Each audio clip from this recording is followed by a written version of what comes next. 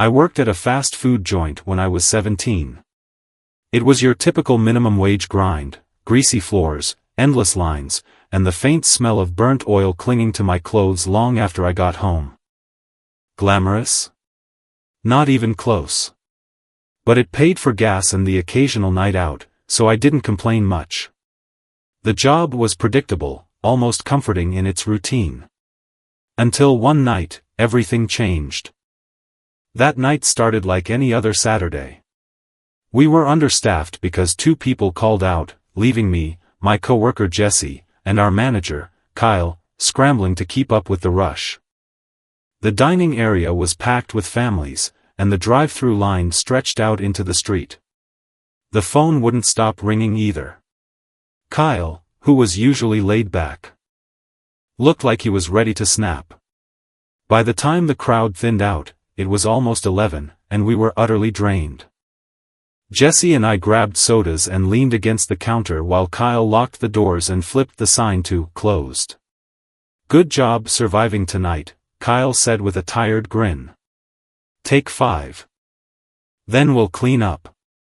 Jesse and I nodded, grateful for the brief reprieve. We were halfway through our drinks when the landline rang again. Jesse groaned. "Who the hell is calling this late?"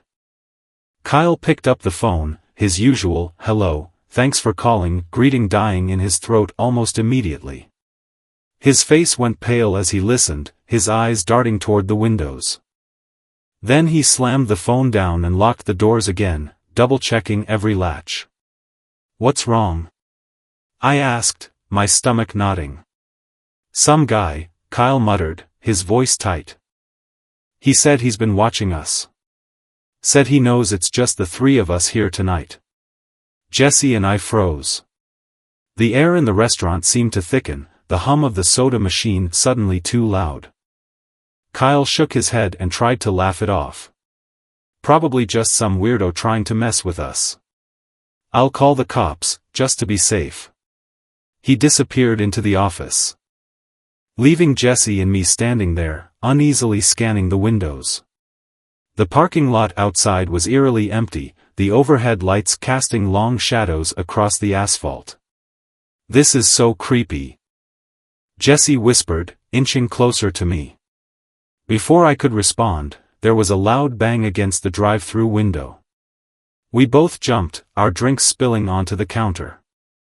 Kyle came rushing out of the office, a baseball bat clutched in his hands. "What was that?" Another bang, followed by a low scraping sound. My heart raced as I turned toward the window, expecting to see someone standing there.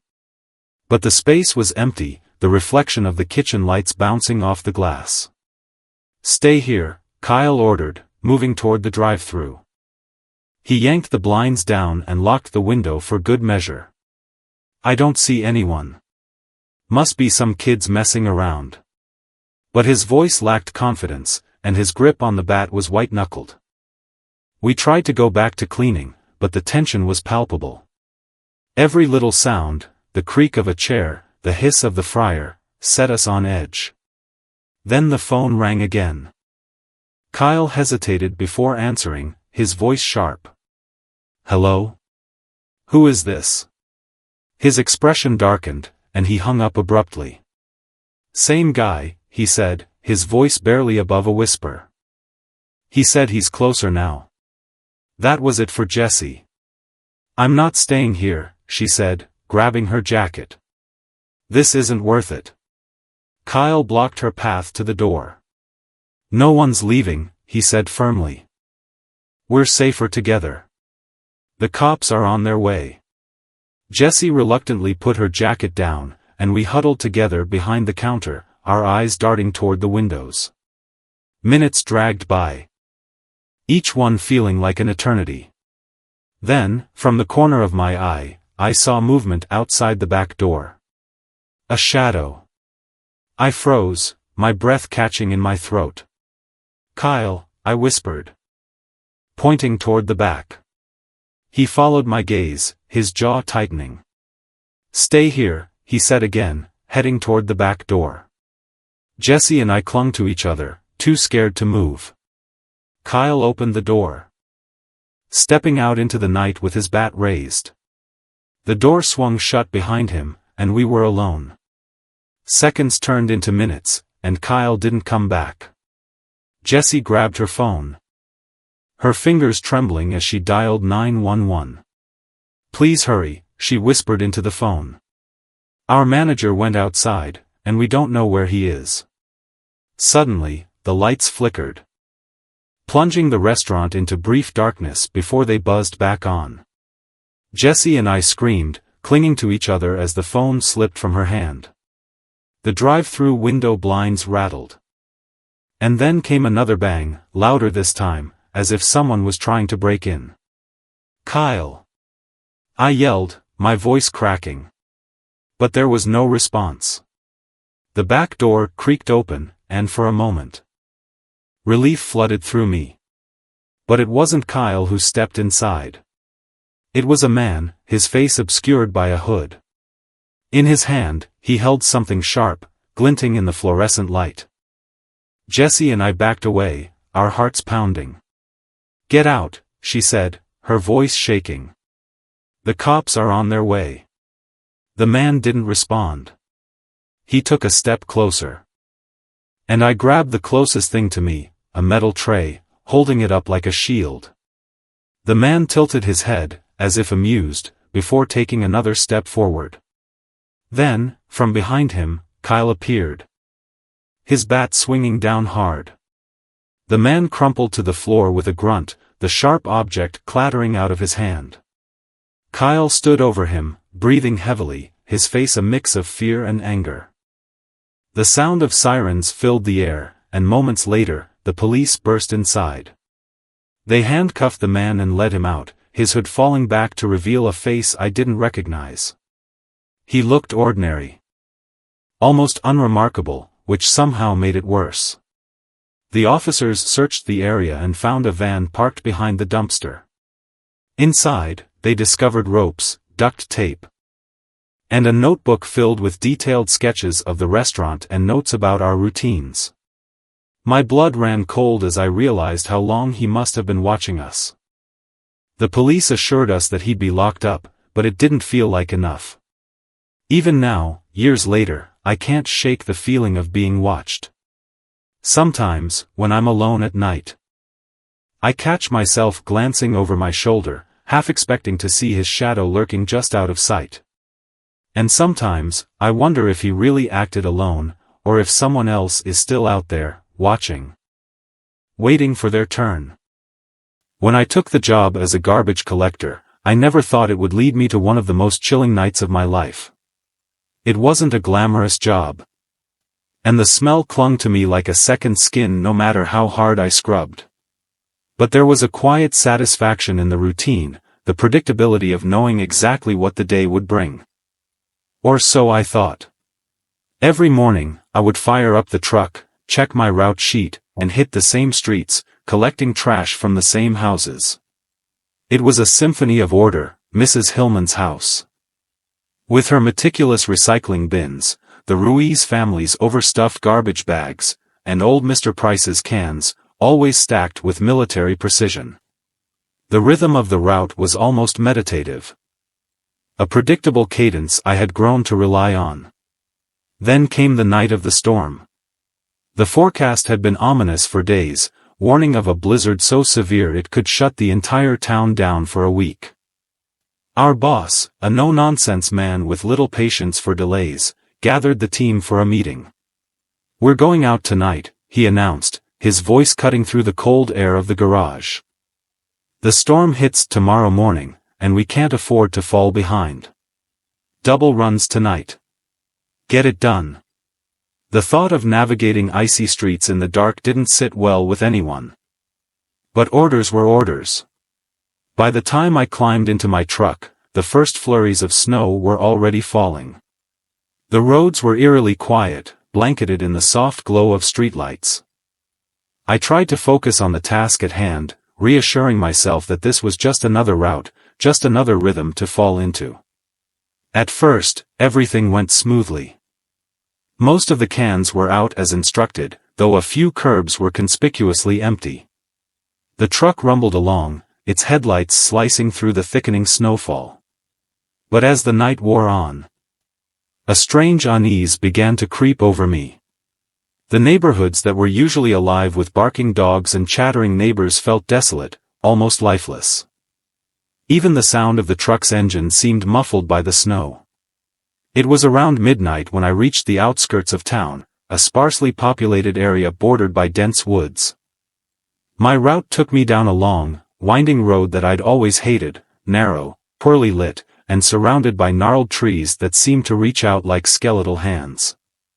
As I approached the end of the road, my headlights illuminated something that made my stomach drop. A man stood in the middle of the road, his back to me. He was wearing a tattered coat and jeans, his shoulders hunched against the cold. At first, I thought he might be a lost hiker or someone whose car had broken down. I slowed the truck and rolled down the window. "Hey! You okay?"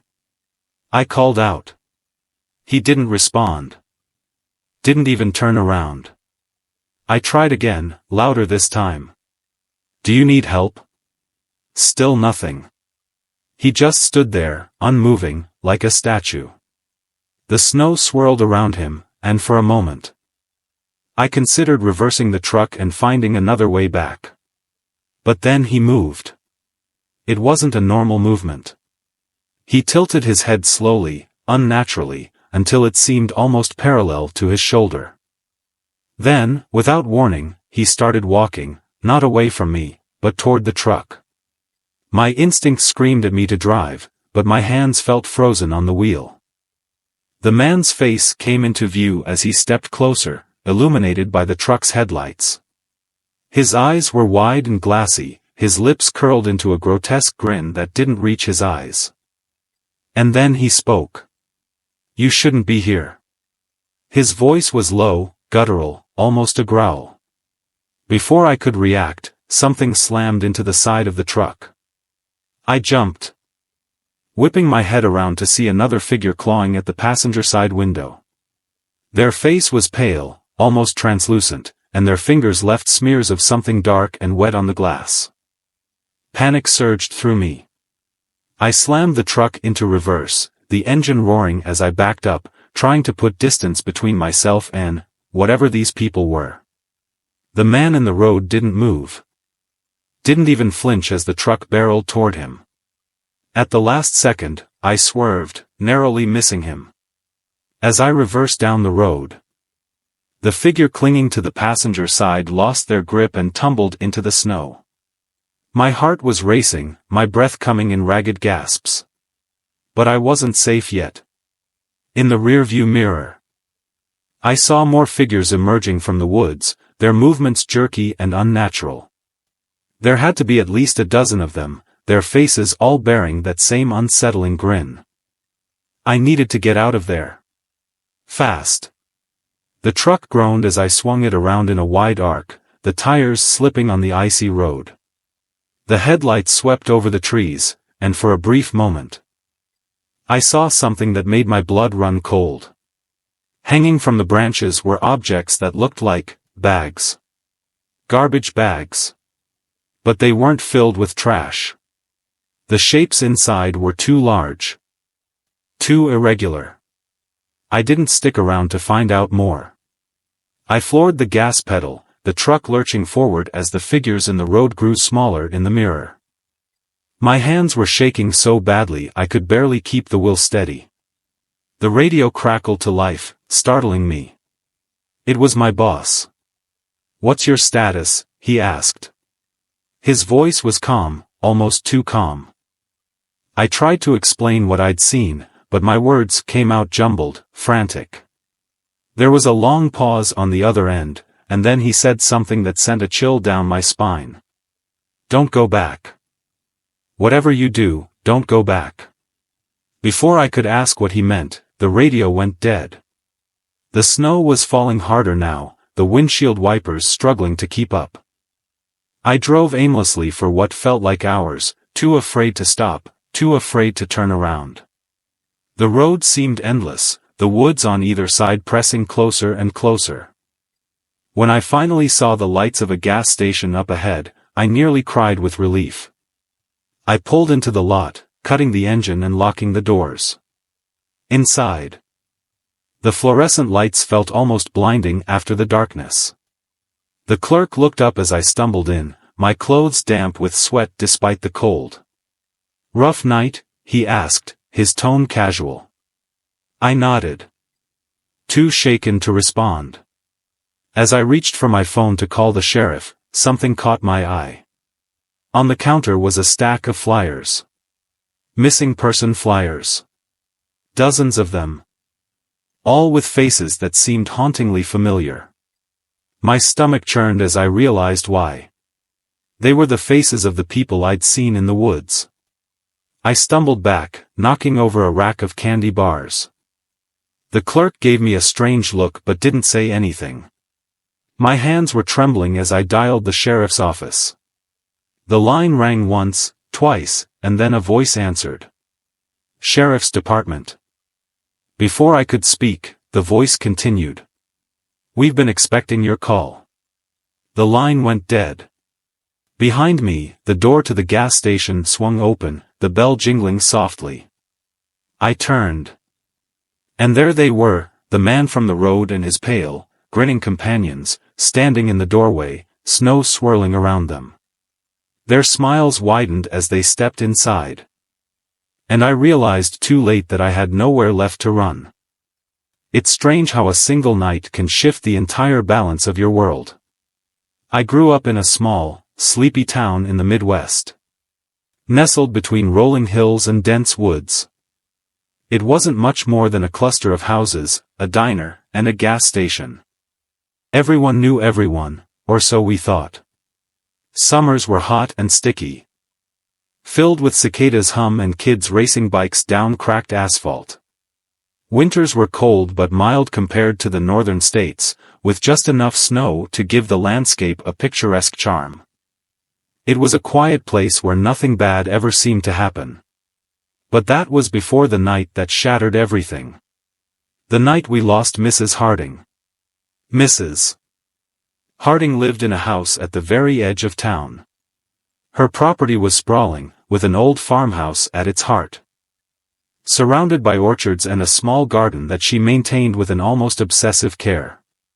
She was a widow, her husband having passed years ago in a car accident. Despite her age, she was in her late 70s, Mrs. Harding had an energy that defied logic. She baked pies for community events, organized town fairs, and even taught local kids how to sew and mend clothes. Her house was a gathering place for the neighborhood kids. She'd invite us over to pick apples from her orchard or play hide-and-seek among the rows of pear trees. She always had cookies baking or lemonade ready. Her laugh was infectious.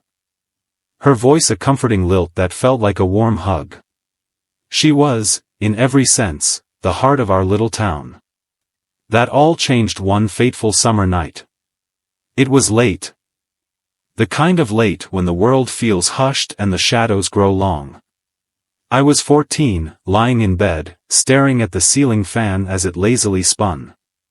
Outside, the only sound was the occasional chirp of crickets. Then came the sirens. At first, I thought I'd imagined them, the faint wail too surreal to be real. But they grew louder, closer. And soon the glow of flashing red and blue lights filled my room. I shot out of bed and rushed to the window, heart hammering in my chest. Through the branches of the oak tree outside my room, I saw smoke rising. A thick, black column curling against the night sky. It was coming from Mrs. Harding's house.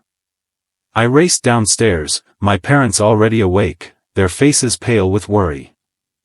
"Stay here," my dad said firmly, but I could see the fear in his eyes as he grabbed his coat and ran out the door. My mom stayed behind, pacing the living room, wringing her hands.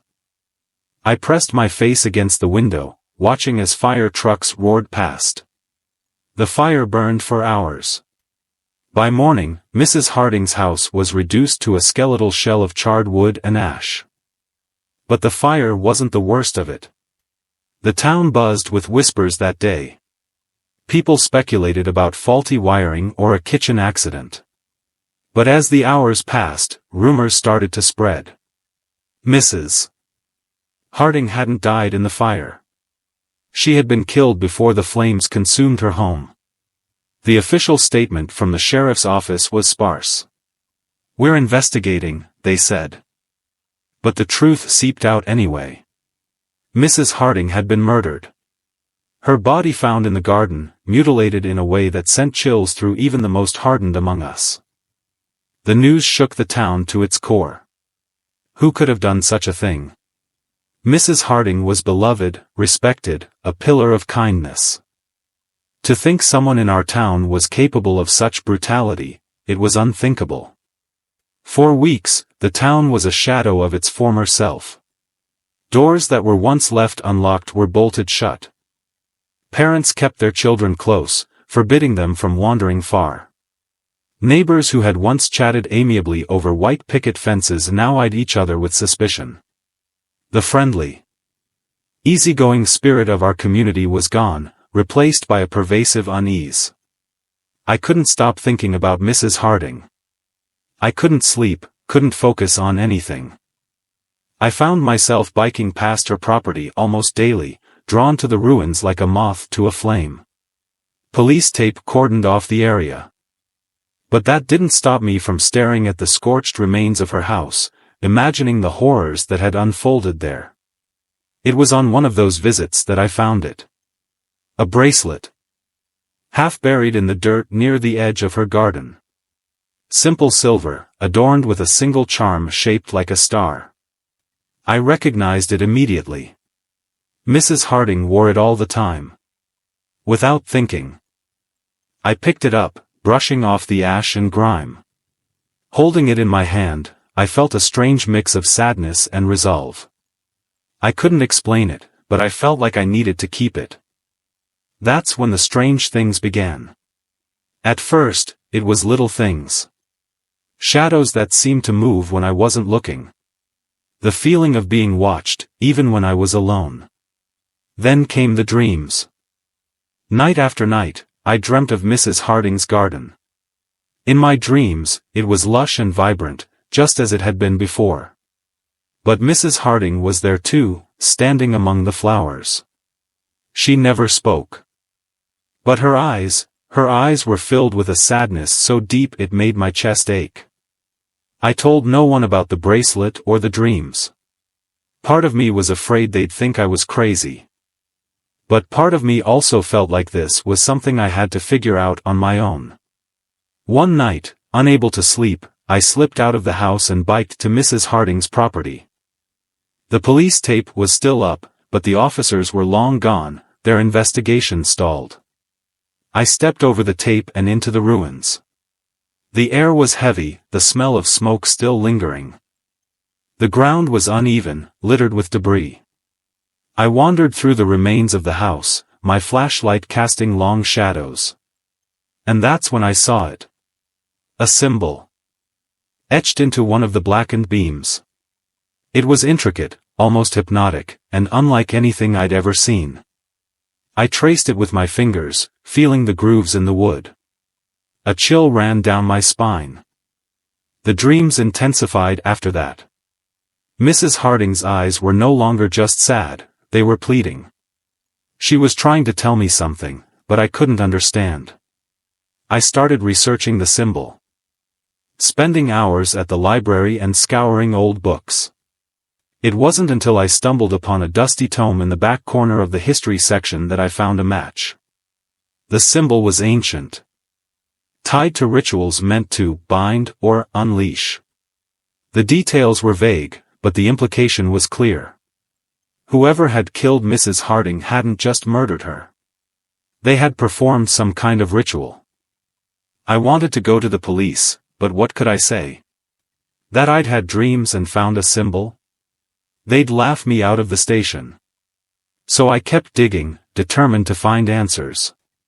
And then, one night, I saw him. It was late, and I was staring out my bedroom window, lost in thought. That's when I noticed a figure standing at the edge of Mrs. Harding's property. Tall and still, cloaked in shadows.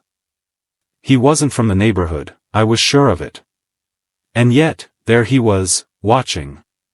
I blinked, and he was gone. The next night, he was back. And the night after that.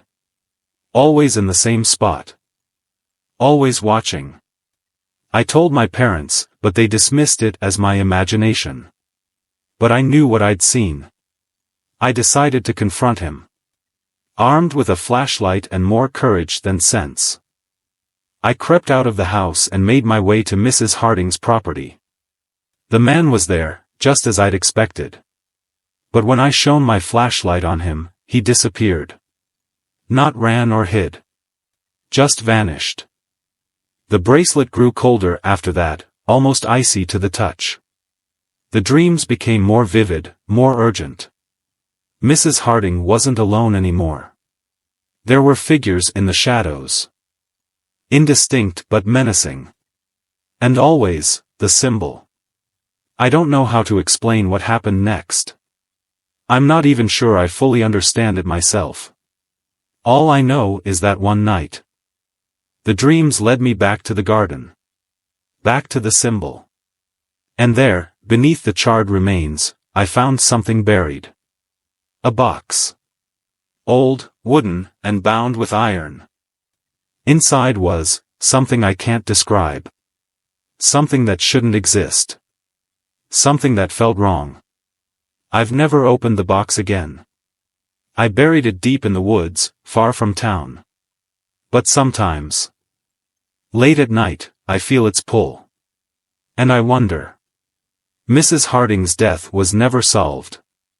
The police called it a cold case, but to me, it's something more. A question that will haunt me for the rest of my life. Who killed her? And why? And what did I awaken that night in the garden? I don't think I'll ever know. But some nights, I dream of her. And in those dreams, she's no longer sad. She's waiting. Deep in the shadows of the forest.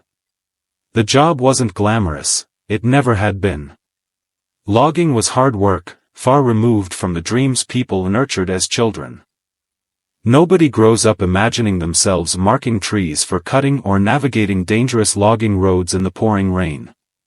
But for me, it was steady work, and steady work paid the bills. It wasn't just about the money, though. I found solace in the wilderness, where the hum of life felt distant and the morning fog nestled low in the valleys. Those moments of quiet made the grueling hours easier to endure.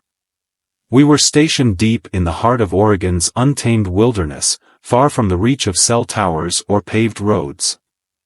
The stretch of forest we were working on that season was particularly remote.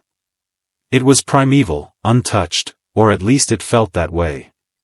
Miles of towering firs and pines stretched out endlessly. Broken only by narrow dirt paths carved by our machines. The isolation was complete, almost oppressive. I'd been paired with Dan that season. He was new to the crew. A wiry guy with a nervous disposition and a habit of chewing gum constantly. Keeps me from smoking, he'd say whenever anyone commented on it. Despite his skittishness, he was good at his job. And we'd settled into a comfortable rhythm over the weeks. Most days, we talked about trivial things, sports, movies, or the latest gossip from the camp. It was enough to pass the time. That morning started like any other. We'd been tasked with marking trees for cutting, tedious work, but necessary.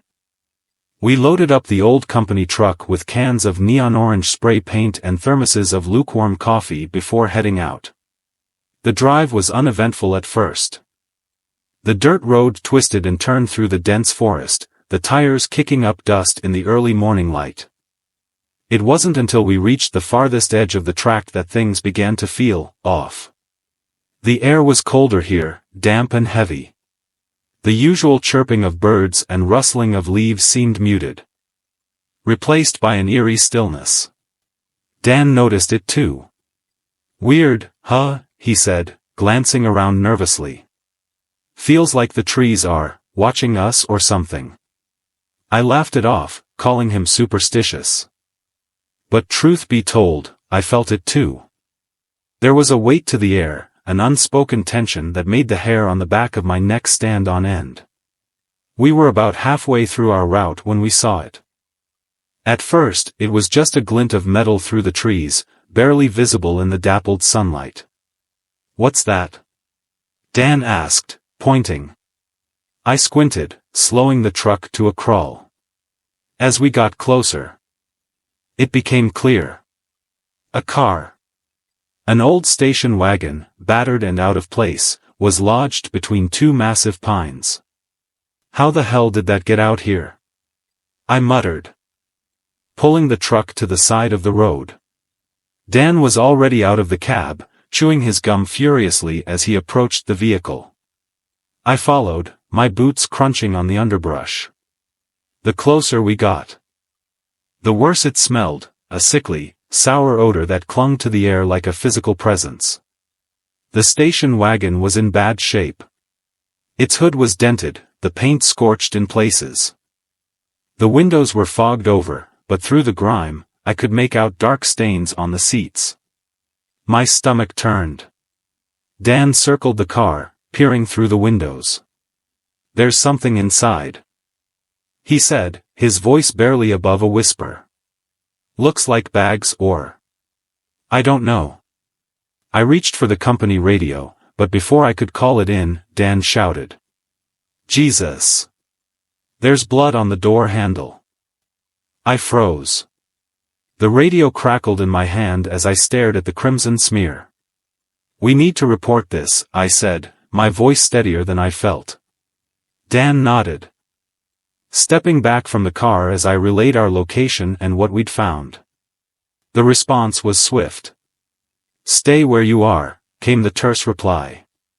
"We're sending someone out." We waited. Minutes stretched into what felt like hours. Dan paced nervously, his gum chewing now an incessant chomp. The smell was unbearable, the kind that seeps into your clothes and refuses to let go. I tried not to think about what might be inside that car, but my mind wouldn't stop conjuring images of blood and worse. When the boss finally arrived, he wasn't alone. Two men in plain clothes stepped out of an unmarked SUV, their expressions grim. They didn't introduce themselves, and I got the distinct impression they weren't just investigators. One of them approached the car while the other started questioning us. "You didn't touch anything?" "No," I said. Dan shook his head emphatically beside me. The first man called out, "The trunk's locked. Get the bolt cutters." My stomach tightened. I didn't want to see what was inside, but I couldn't look away. The second man returned with the cutters, and with a loud snap, the trunk popped open. The stench hit us like a wave. Dan gagged, doubling over as I staggered back. Inside the trunk were 3 duffel bags, one of which had burst open, revealing bundles of cash soaked in dark, sticky stains.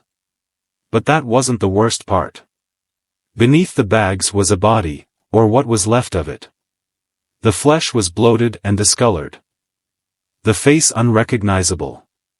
The plainclothes men exchanged glances before one of them closed the trunk. "This just became our problem," he muttered. He turned to the boss. "Get your men out of here. Now." We didn't argue. As we drove back to the main site, Dan was silent, his usual chatter replaced by a haunted look.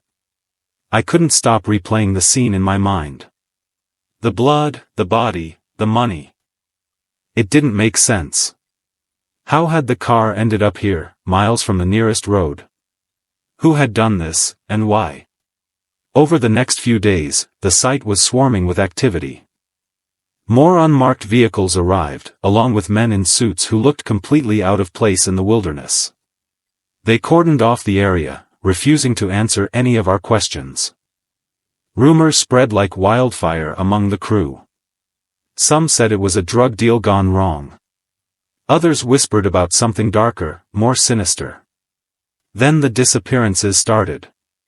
First, it was Sam, one of the newer guys on the crew. He didn't show up for work one morning, and nobody could reach him. Then it was Dave, an experienced logger who'd been with the company for years. His truck was found abandoned at the edge of the forest, the engine still running. The bosses tried to keep it quiet, but by the end of the week, half the crew had quit. Dan and I stuck it out, though neither of us could explain why.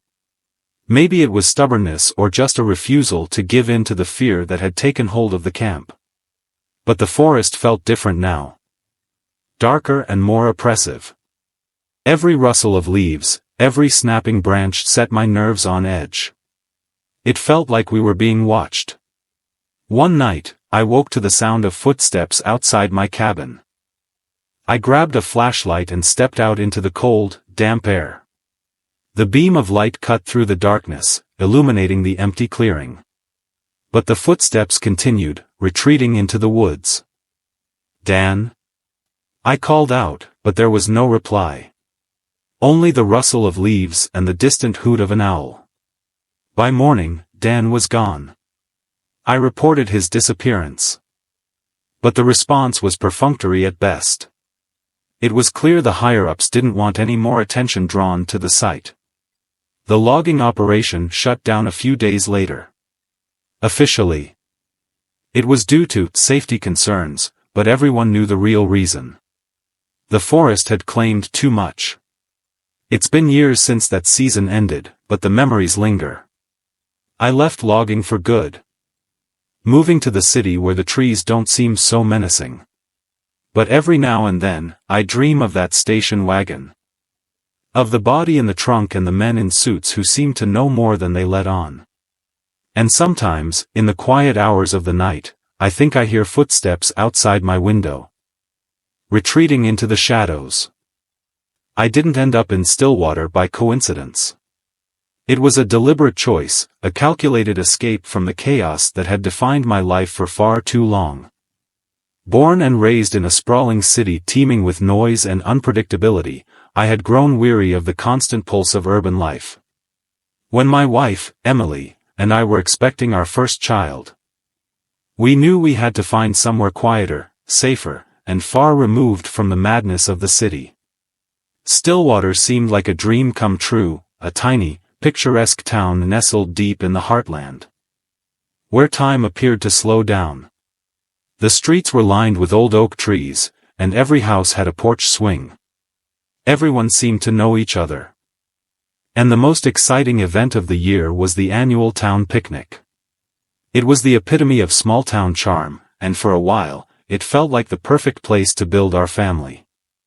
Our house was at the end of a cul-de-sac, a cozy little 3-bedroom with a backyard big enough for our son, Max, to play in.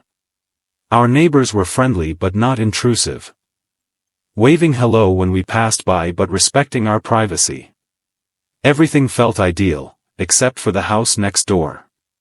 The property next door had an eerie quality to it. It wasn't run down, but it seemed neglected, as though its occupants didn't care to make it inviting.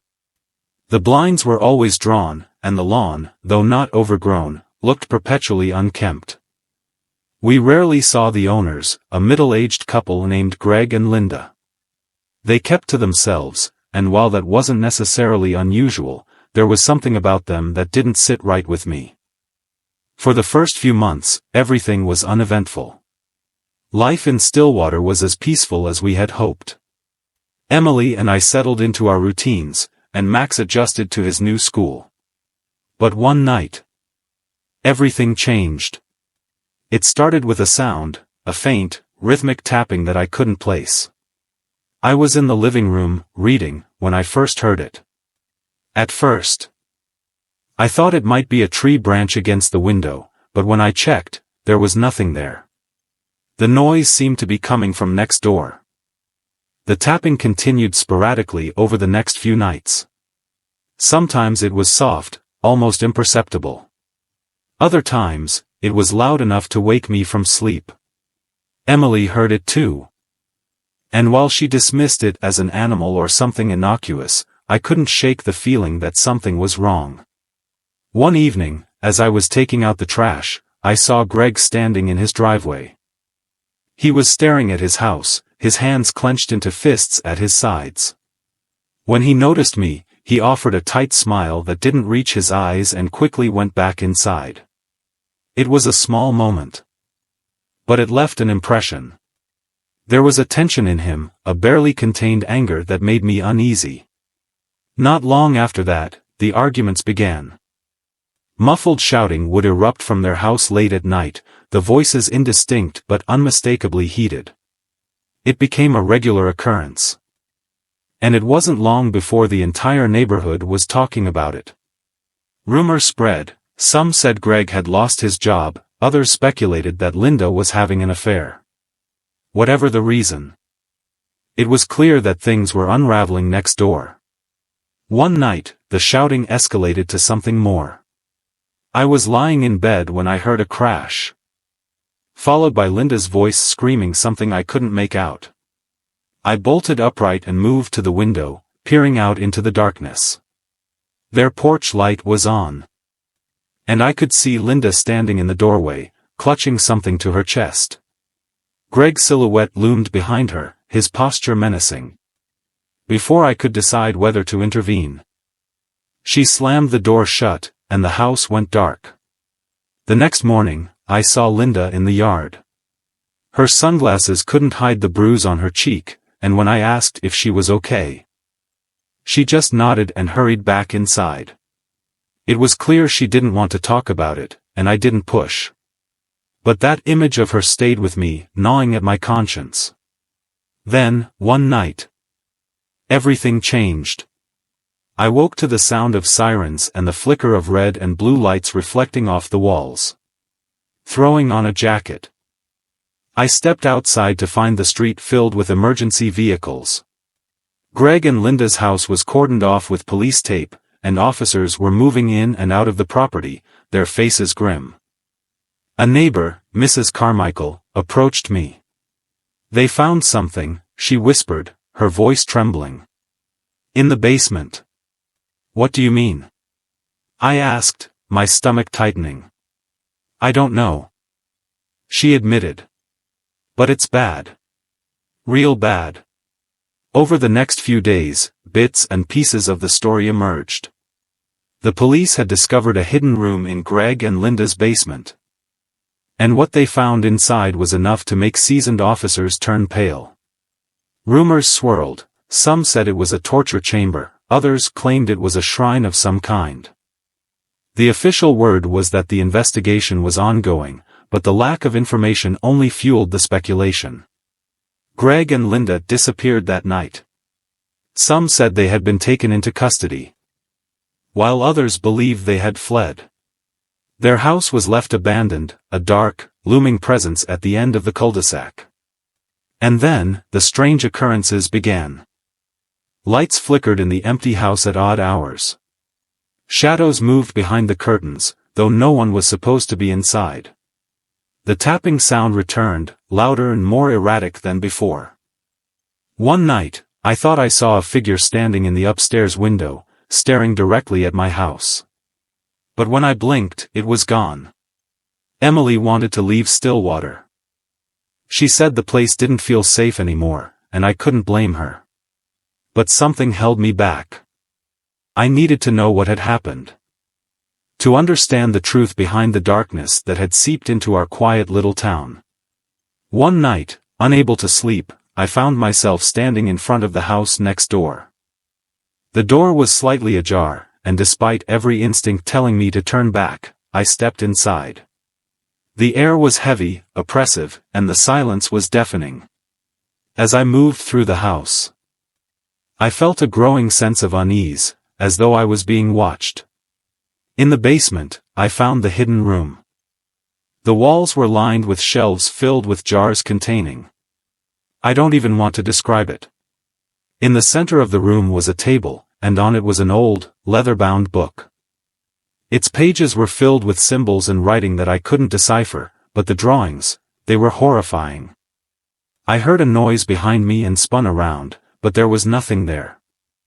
My heart pounding, I grabbed the book and fled the house, determined to find answers. That was weeks ago. Since then, the nightmares have started. I see Greg and Linda in my dreams. Their faces twisted into grotesque masks of rage. The tapping sound has followed me to my house, and some nights, I feel a presence in the room with me. Emily and Max don't notice anything. But I know something is wrong. The book sits in my office, untouched. I'm afraid to open it again, but I can't bring myself to get rid of it either.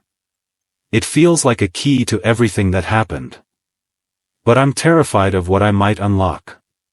Stillwater isn't the quiet, safe town we thought it was. Something dark lies beneath its surface. And I'm beginning to think that Greg and Linda were only the beginning. I've started seeing people watching me from the edges of the cul-de-sac, faces I don't recognize, eyes that don't blink. I've tried to tell Emily, she doesn't believe me. She thinks I'm letting my imagination run wild, that the stress of everything has gotten to me. Maybe she's right. Or maybe the darkness of Stillwater has found its way into me. The shadows next door. I grew up in a suburban neighborhood that seemed to breathe its own life, quiet, predictable, and as safe as a cradle. The houses were all cookie-cutter designs, with pristine lawns and white picket fences that screamed idyllic suburban life. My family's home was tucked into a cul-de-sac, where summer afternoons dragged on forever. And the loudest noises were often the cicadas in the heat. It was the kind of place where nothing ever really happened, and perhaps because of that, we were all blind to the things that did. Until the day we met our neighbor. The house next door had been vacant for years, a hulking shell of wood and brick that seemed to soak up shadows even on the brightest days. Rumors circulated about it being haunted or cursed, but no one knew for sure. So, when we saw a moving truck one rainy evening, curiosity spread like wildfire in the neighborhood. The new tenant's name was Victor. He was tall and wiry, with sharp features that seemed to cut through the gloom. His eyes were deep-set and cold, almost lifeless, and his thin lips rarely moved. He didn't bother introducing himself, we only learned his name from the delivery driver who called out to him as he unloaded the truck. That first night, Victor stood in his driveway, unmoving. As if he was trying to soak in the essence of the street. Lightning flashed, and for a brief moment, I could have sworn his shadow stretched unnaturally long, creeping across the pavement like it had a will of its own. I was 12 at the time, still young enough to let my imagination run wild but old enough to know something about him wasn't right. The first incident happened about a week later. It was around 2 a.m. when I woke up to the sound of a high-pitched squeal. My bedroom window faced Victor's house. And through the thin veil of my curtains, I saw his porch light flicker erratically. I pulled back the curtain to get a better look, and that's when I saw it, Victor, standing in his yard. His face tilted upward to the sky. His arms were spread wide, and in his hands, he held what looked like a strange bundle of sticks or wires. The squealing noise was louder now. And it wasn't until much later that I realized it wasn't a sound but a sensation, a pressure in my ears that made my teeth ache. Victor stood like that for what felt like an eternity before abruptly dropping the bundle. He turned, his movements stiff and unnatural, and disappeared back into his house. The next morning, the grass where he had stood was scorched black in a perfect circle. My parents dismissed it as a prank or an accident, but I couldn't shake the feeling that Victor was the cause. As the weeks went on, more strange things began to happen. The dogs in the neighborhood refused to go near Victor's house. Their ears pinned back and tails between their legs whenever we passed it on our evening walks.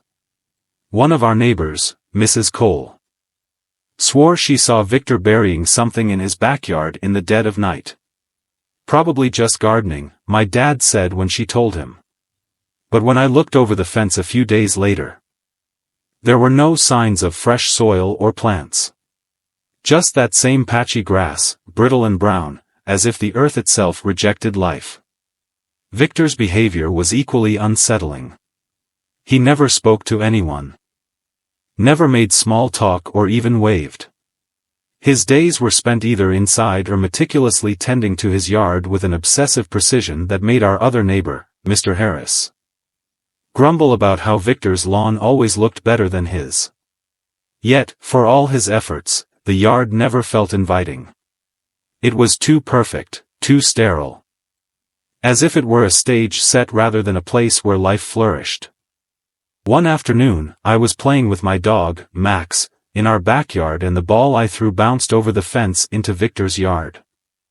Max took off after it, and before I could stop him, he had squeezed through a gap in the fence.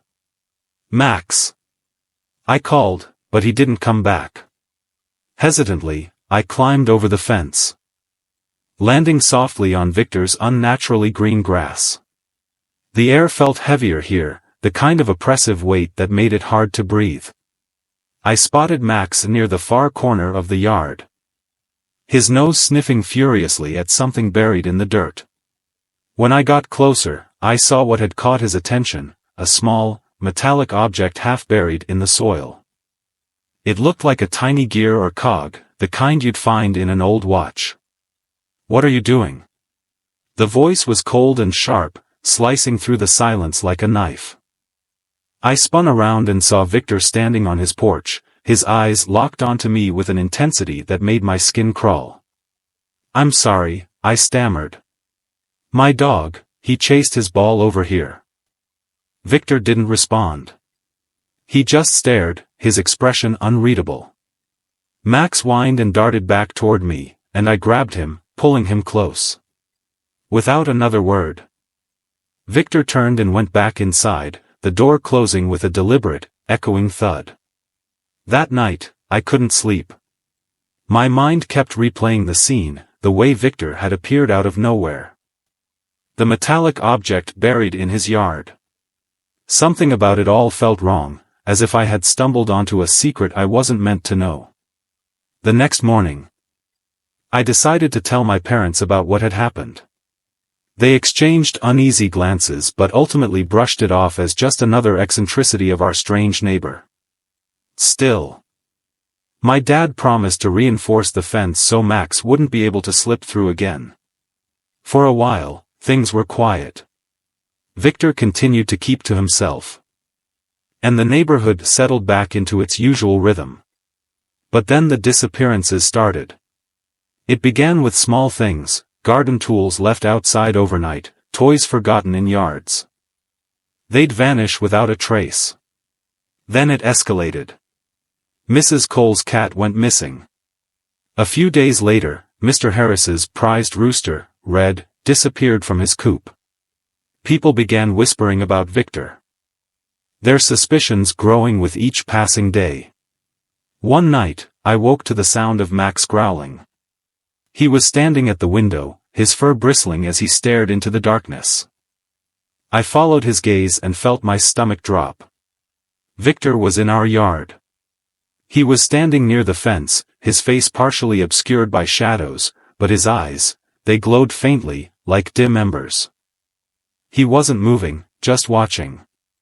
I wanted to scream, but the sound caught in my throat. Instead, I grabbed Max and backed away, my heart pounding in my chest. When I looked back, Victor was gone. The final straw came a week later. It was a Sunday evening, and my parents had gone out for dinner, leaving me alone with Max. I was in the living room, flipping through channels, when the power suddenly went out.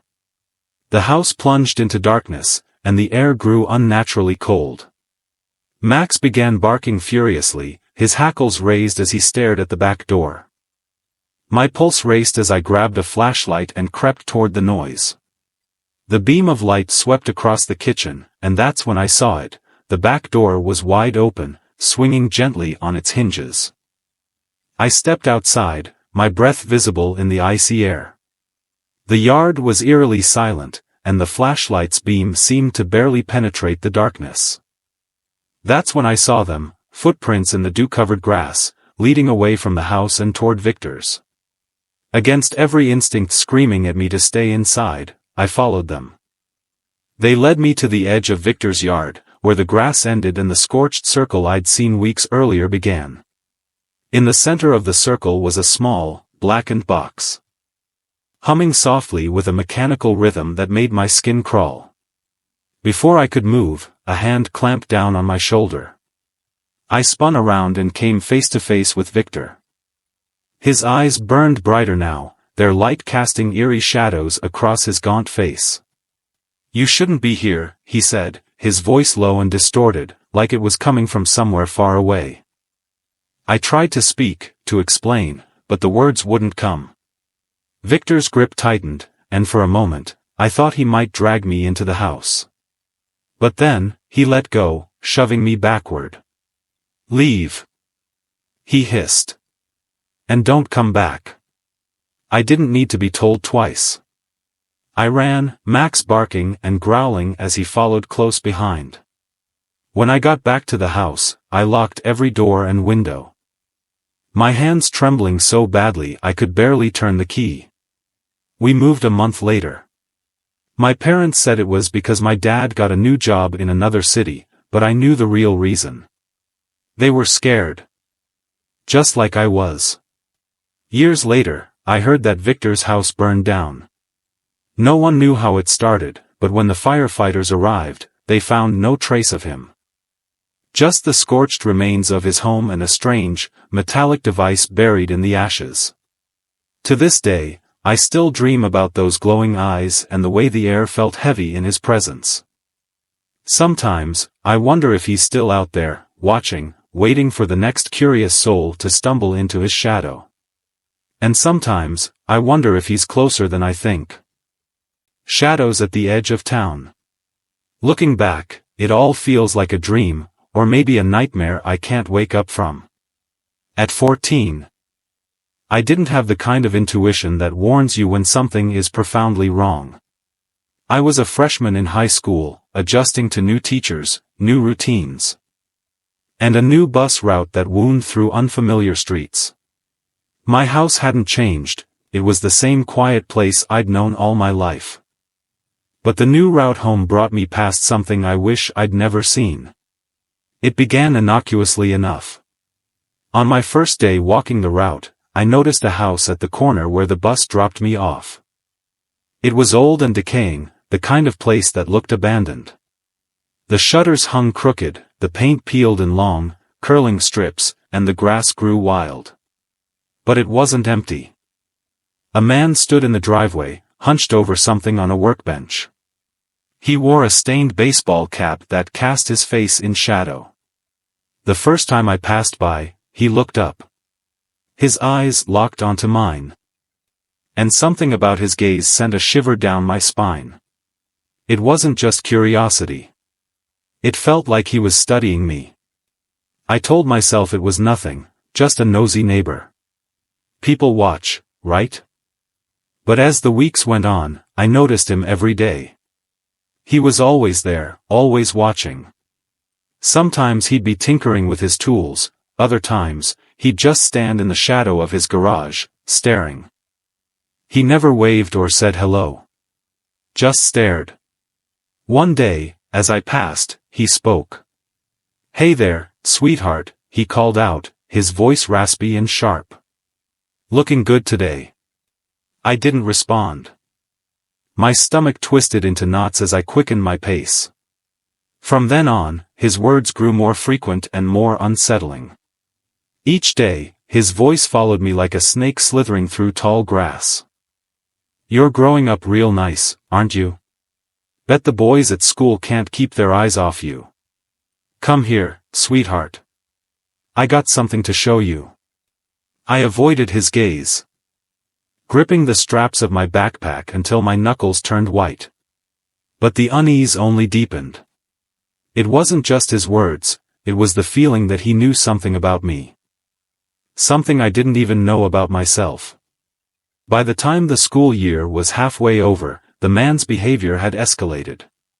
He began stepping closer to the edge of the driveway as I walked by. Once, he blocked my path entirely, forcing me to detour into the street.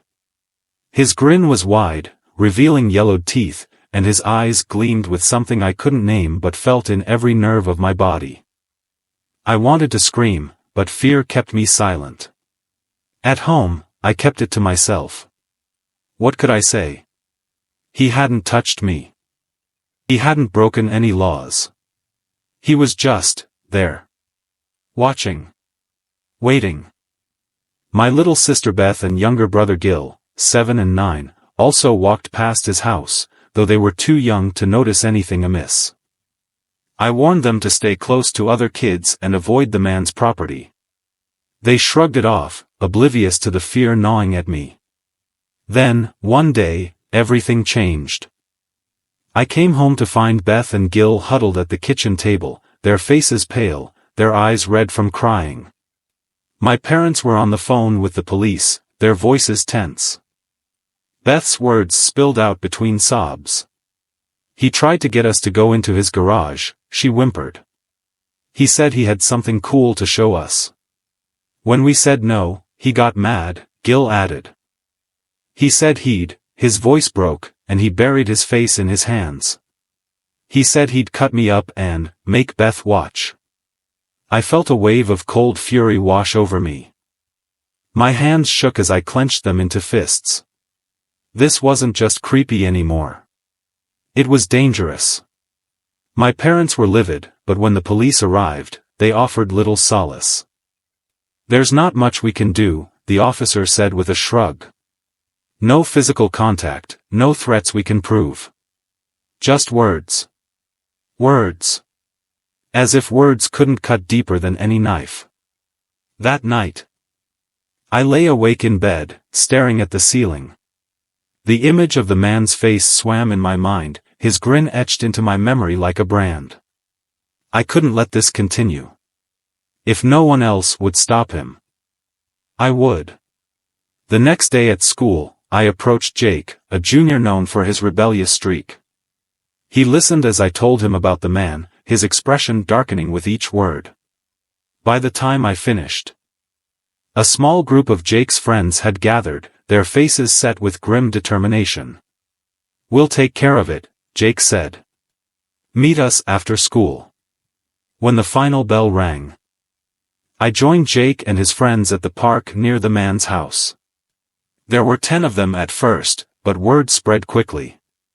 By the time we reached the corner, our group had grown to nearly 20. We moved as one, a silent wall of anger and defiance. The man was in his driveway, as usual. But this time, when he saw us, his grin faltered. We surrounded him, cutting off any escape. His eyes darted from one face to another, his bravado crumbling under the weight of our collective rage. "What the hell is this?" he spat, his voice tinged with panic. Jake stepped forward. His fists clenched. "You've been running your mouth long enough. It stops now." The man tried to laugh it off, but the sound was hollow. "You kids don't scare me." "Maybe we should," Jake growled, shoving him back against the garage door. The metallic clang echoed down the street. For a moment, time seemed to freeze. The man's face twisted in anger, then fear. And finally something else, something I can only describe as pure, unfiltered dread. It was as if he saw something in us that we couldn't see in ourselves. We didn't lay a hand on him after that. We didn't need to. Our presence was enough. As we walked away, I glanced back one last time. The man stood frozen in the driveway, his face pale, his eyes wide with terror. The next day, the garage door was closed. It stayed that way. Weeks turned into months, and the man became a ghost. No more leering, no more comments, no more watching. But the silence didn't bring peace. At night, I'd hear noises coming from his house, soft whispers, the creak of floorboards, the faint hum of something mechanical. My dreams were filled with shadows, figures moving just out of sight. Once, I woke to find my bedroom window open, though I knew I'd locked it. One morning, the man's house was empty. No moving truck, no goodbye. just gone. The grass grew taller. The shutters hung lower, and the house seemed to sink into itself. But the unease never left. Sometimes, when I walk past that corner, I feel his eyes on me again, watching from the shadows. And at night, I still hear whispers. We thought we'd stopped him. But deep down, I know we only woke something worse. Growing up with Seth as my best friend, the woods behind our homes became our sanctuary. We spent hours there, escaping the monotony of school and chores. For us, those dense trees and winding trails weren't just wilderness, they were a portal to uncharted adventures. Every weekend, armed with backpacks stuffed with snacks, flashlights, and notebooks, we would venture into the unknown. Seth, always braver than me, thrived on danger. He loved climbing trees and exploring places that seemed too treacherous, while I cautiously followed, hesitant yet captivated by the thrill. One summer, when we were around 14, we decided to push our boundaries further. Seth had taken to calling the deeper sections of the woods the forbidden, because of their wild, untouched look. The foliage was thicker, the air heavier, and sunlight barely pierced the canopy. There were rumors about these woods.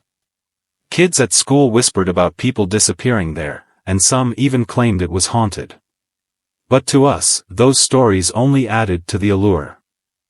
The day our lives changed started like any other. My parents had gifted me a small dirt bike for my birthday, and Seth was ecstatic. It gave us access to parts of the forest we'd never reached before. That day, we decided to explore the forbidden. The bike would make it easier to navigate the thick underbrush, Seth reasoned. I agreed, though a knot of unease coiled in my stomach. We packed our supplies and headed out. Seth took the first ride on the bike while I stayed behind, setting up a small camp as we always did. The air was unusually still, the usual hum of insects absent. After about 20 minutes, I expected Seth to return, but the forest remained silent. Another 10 minutes passed, and I began to worry. Finally, the sound of the engine broke the quiet. Seth emerged, his face pale, his eyes wide with fear. What happened? I asked, my voice shaking. He didn't answer immediately. Just sat on the bike, staring into the distance. Finally, he said, I found something. You need to see it. My heart pounded as I climbed onto the bike. Seth's directions were simple. Follow the creek until it forks. Go right. You'll know it when you see it. The ride was eerie.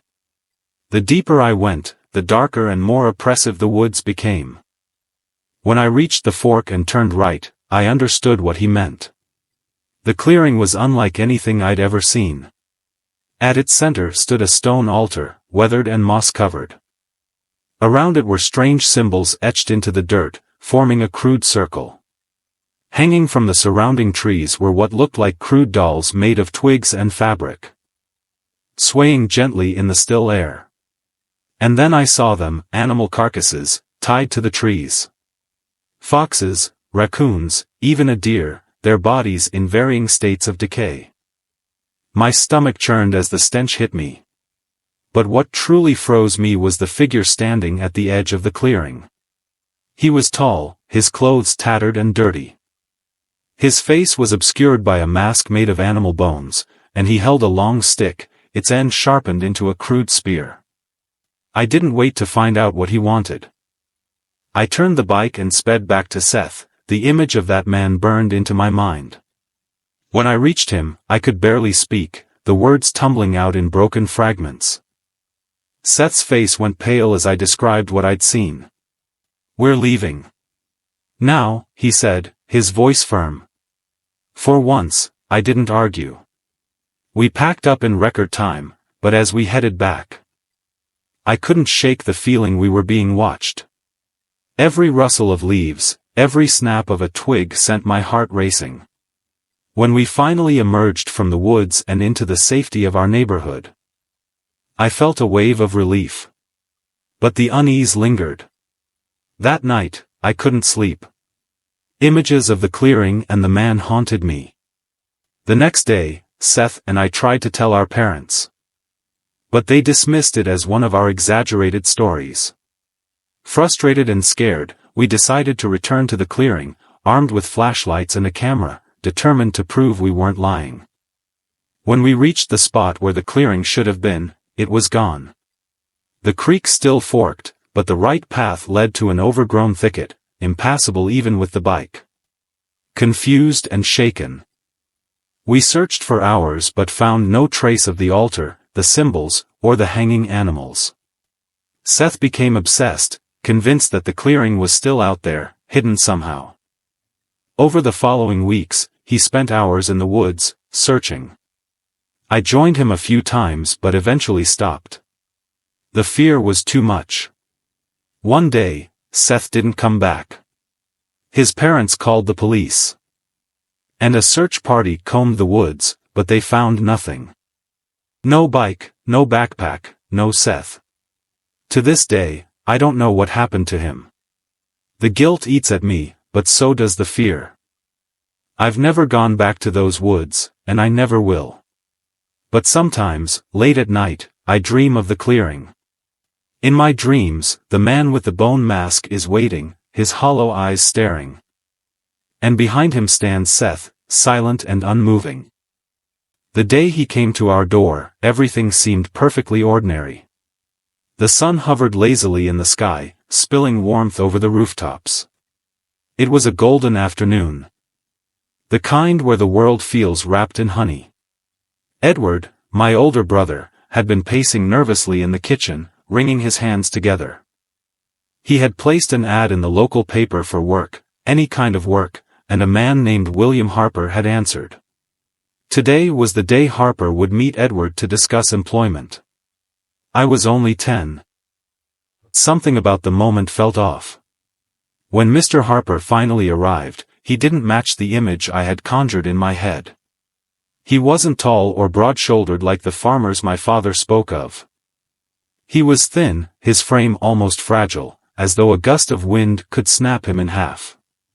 His suit was neat but worn, the sleeves too long for his arms, and his hat tilted awkwardly on his head. But it was his eyes that struck me most, a pale, washed-out blue that seemed to peer into something deeper than just the room around him. There was a flicker of sharpness in them. Something calculating. "Good afternoon, Mr. Budd," he greeted, his voice pleasant, almost too soft. My father nodded and shook his hand. "Mr. Harper, thank you for coming. Edward's been looking forward to meeting you." Edward stepped forward, his tall frame towering over the frail man. Harper barely glanced at my brother. Instead, his gaze flicked toward me. Sitting quietly at the kitchen table. I froze under his stare, an inexplicable chill running through me. "And this must be Grace," he said. His lips curling into a smile that didn't quite reach his eyes. I looked to Edward, unsure if I should respond. "Yes," Edward answered for me. "That's my little sister. She's shy." "Shy girls are the sweetest," Harper said, his smile widening unnaturally. "I have a niece about her age, just 10. She'd love to meet someone like Grace." I wanted to vanish beneath the table. Something about him made my skin crawl, but I couldn't articulate why. The conversation soon shifted back to the job. Harper described his farm with words that painted a pastoral dream, rolling hills, quiet fields, and a quaint farmhouse. He assured my father that Edward would be well compensated and housed comfortably. Yet every few moments, his pale eyes flicked back to me, sharp and probing. "I almost forgot," Harper said, slapping his forehead theatrically. "It's my niece's birthday today. I wonder if Grace might like to join us. There'll be cake, games, and other children her age. I'd hate for my niece to be disappointed." My mother, stepping into the room, hesitated. "She's young. I'm not sure she should be going off with someone we just met." "It would only be for a few hours," Harper replied smoothly. I'd have her back well before sundown. She'd enjoy herself, I'm sure of it. My father scratched his chin, glancing at my mother, who shrugged reluctantly. All right, Grace, he said. Go along. Be polite and listen to Mr. Harper. I wanted to protest, but something about the man's presence seemed to suck the words from my throat. I nodded mutely, grabbed my coat, and followed him out the door. The streets grew quieter as we walked. The buildings taller and more imposing. The vibrant colors of the afternoon began to dull, the light filtering through the narrow alleys taking on an ashen hue. Harper hummed softly to himself, a tuneless melody that made my unease grow. We're nearly there, he said, as the houses around us gave way to a sprawling, decrepit mansion. Its paint had long since peeled away, and the windows were darkened like blind eyes. Harper paused at the gate. Wait here, Grace. I'll check inside to make sure everything's ready. I stood on the cracked sidewalk, clutching my coat tightly. The air felt heavier here, the world unnaturally silent. Even the birds seemed to avoid this place. Minutes passed, then what felt like hours. I picked at weeds growing between the cobblestones, trying to distract myself from the gnawing sense of dread. Grace. Harper's voice called from an open window above. His face appeared. His smile stretched too wide. The party's ready. Come on inside. I hesitated but forced myself forward.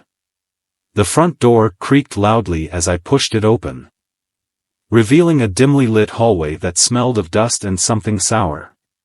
The walls were bare, and the air felt thick, suffocating. There was no sound of laughter, no chatter of children.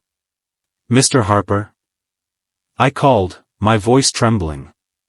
Upstairs, Grace, he replied. His voice had changed, the smoothness replaced by a sharper edge.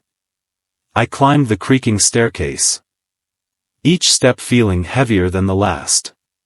At the top, a door stood slightly ajar, light spilling out from within. I pushed it open and stepped inside. The room was empty, save for a single chair and a small table. No decorations, no children. Just silence. The closet door creaked open behind me. Harper stepped out. But he wasn't the same man who had arrived at our door. His suit was gone, replaced by a tattered robe. His eyes gleamed with a wildness that turned my blood cold. In his hand was a knife, the blade glinting dully in the pale light. You'll be my special guest, he whispered, his voice low and dripping with malice. I stumbled backward, my heart pounding as fear overtook me. I screamed, but the walls seemed to swallow the sound. Harper lunged forward, and darkness enveloped me. What happened next remains fragmented in my memory. The cold grip of his hands, the sharp sting of the blade against my skin, and the sound of his laughter echoing in the suffocating gloom. But then, there was a crash, the sound of splintering wood and shouting voices. When I awoke, I was in a hospital bed, my family surrounding me.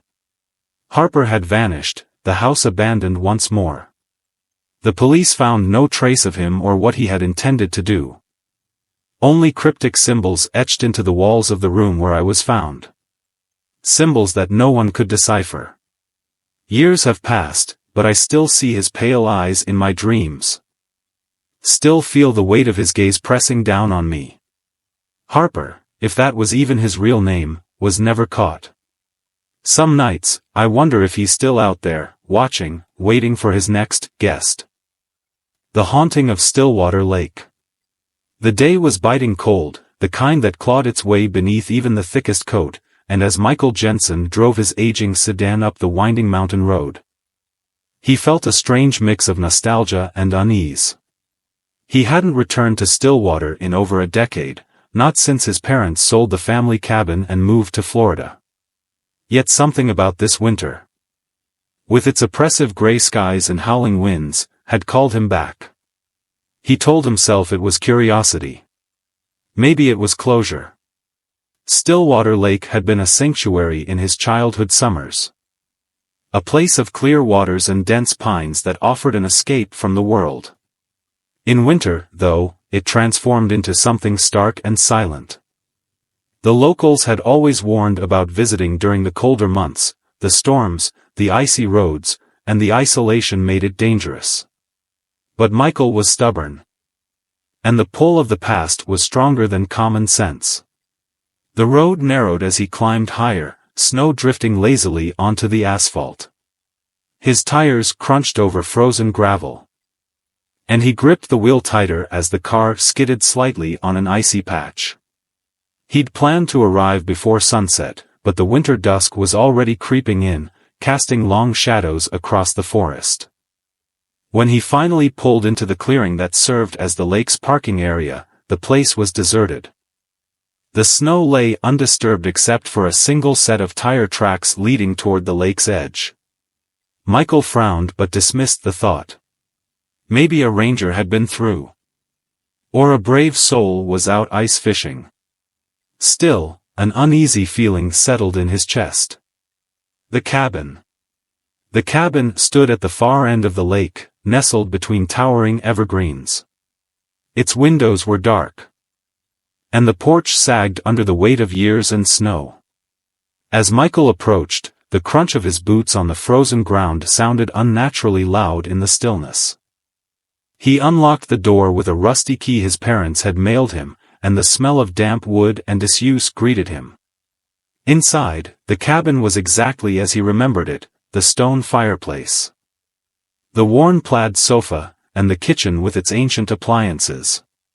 He set his bags down and immediately went to light a fire. The warmth spread slowly, casting flickering shadows across the walls. He told himself the shadows were comforting, though they seemed to shift in ways that made his skin prickle. After unpacking, he brewed a cup of coffee and sat by the window, staring out at the lake. It was beautiful in its darkness, the surface partially frozen and reflecting the pale light of the setting sun. The twin pines, two massive trees that stood sentinel at the water's edge, were still there, their branches heavy with snow. He remembered how he and his sister, Lily, had built forts beneath them as kids, pretending they were knights defending a castle. But now, as dusk fell and the sky darkened, the trees looked more like watchful giants, their gnarled limbs reaching toward the cabin. The first night. The first scream came in the middle of the night. Michael shot up in bed, his heart pounding. The sound was faint, distant, but unmistakable. He listened intently, his breath visible in the frigid air of the cabin. Silence. Had he imagined it? Maybe it was the wind, he reasoned. The storm outside had picked up. The wind howling through the trees like a mournful wail. Still, he couldn't shake the unease that had taken root. He wrapped himself in a blanket and went to the window. Snow was falling heavily now, obscuring the view of the lake.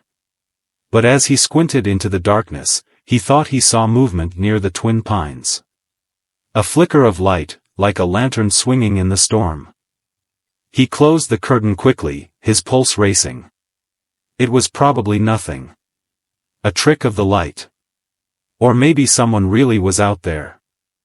Someone as foolish as he was to venture into these mountains during a snowstorm. Either way, it wasn't his problem. He told himself to go back to bed. But sleep didn't come easily. When he finally drifted off, his dreams were filled with whispers and shadows that seemed to stretch endlessly. The stranger. The next morning, Michael woke to a world buried in snow. The storm had passed, leaving behind a pristine, blinding white landscape. He ventured outside, shoveling a path from the cabin to his car. The tire tracks he'd seen the evening before were now completely covered, as if they had never existed. After breakfast, he decided to explore the lake. The trail that looped around it was one he'd walked countless times as a child, and he felt a strange comfort retracing his steps. The snow crunched beneath his boots, and his breath hung in the air like smoke. The world was silent, save for the occasional creak of ice shifting on the lake's surface. It was near the Twin Pines that he saw the footprints. They were fresh, leading from the trail down to the water's edge. Michael's first thought was relief. He wasn't alone out here. But as he followed the prints, his relief turned to confusion. They stopped abruptly at the shoreline, as if the person had simply vanished. He scanned the lake, but there was no sign of anyone. The ice near the shore was solid, and there were no holes or cracks to suggest someone had fallen through. Unease prickled at his skin. "Hello?" he called out. His voice echoed, swallowed by the stillness. "Nothing." He turned back, his pace quickening. But as he walked, he became aware of something behind him. A faint crunching sound, as if someone were following in his footsteps. He spun around, but the trail was empty. The only tracks were his own. Michael hurried back to the cabin, locking the door behind him. The sense of being watched lingered, like a shadow just out of sight. The apparitions. That night. The screams returned. Louder, closer. Michael woke in a cold sweat, his heart hammering. He grabbed a flashlight and moved cautiously to the window. The beam of light cut through the darkness, illuminating the snow-covered landscape. Near the Twin Pines, he saw it, a figure standing motionless, barely visible through the swirling snow. "Who's there?" he shouted, his voice cracking. The figure didn't move. He hesitated, then pulled on his coat and boots, grabbing the flashlight and a heavy wrench from the kitchen drawer. The storm was worsening again, snow whipping around him as he stepped outside. He trudged toward the Twin Pines, the beam of his flashlight shaking in his trembling hand. When he reached the spot where the figure had stood, the snow was undisturbed. No tracks, no sign of anyone. Panic bubbled in his chest. He turned back toward the cabin, and that's when he saw them. Lights, faint and flickering, deep in the forest. They danced like will-o'-the-wisps, drawing him in. He took a step toward them, then stopped. Something about the lights felt wrong, like a predator's eyes glinting in the dark. He backed away slowly, the wrench gripped tightly in his hand. The lights didn't follow, but he felt their presence, heavy and malevolent, all the way back to the cabin. The ending. By the third day, Michael was desperate to leave. The storm had turned the roads into impassable rivers of snow, and his car was buried up to the windows. He spent hours trying to dig it out, but the effort was futile. As night fell, the whispers began. They were soft at first, indistinct, but they grew louder, more insistent. They seemed to come from the walls, the floor, the very air around him. Words he couldn't understand, but their intent was clear: leave. Michael huddled by the fire, clutching the wrench like a lifeline. The lights appeared again, closer this time, their glow seeping through the cracks in the cabin walls. Shadows flickered, and he thought he saw faces in the flames, twisted and watching. When the door burst open, Michael screamed. But it wasn't the lights or shadows that entered, it was a man, bundled in snow gear. His face pale and frantic. "You need to leave," the man said, his voice trembling. "Now. They're coming." Before Michael could respond, the lights surged forward, flooding the cabin with an unnatural brilliance. The man's face twisted in terror as he was pulled into the glow, his scream echoing in the empty night. Michael ran. He didn't stop to grab his coat or boots, he just ran, the snow cutting into his skin like knives. The lights chased him, their glow growing brighter, closer. He didn't know where he was going. Only that he couldn't stop. When he finally collapsed, the world around him was silent. The lights were gone, and the forest was still. He lay there, staring up at the dark sky, until unconsciousness claimed him. The aftermath. Michael was found 3 days later by a search party, half buried in the snow but miraculously alive. He was taken to a hospital, where he recovered physically, but his mind remained haunted. He spoke of lights and whispers, of figures in the snow. The doctors chalked it up to hypothermia-induced hallucinations. But Michael knew the truth. Stillwater Lake was cursed, its winter beauty a trap for the unwary. And though he had escaped, he couldn't shake the feeling that the lights were still watching, waiting for him to return.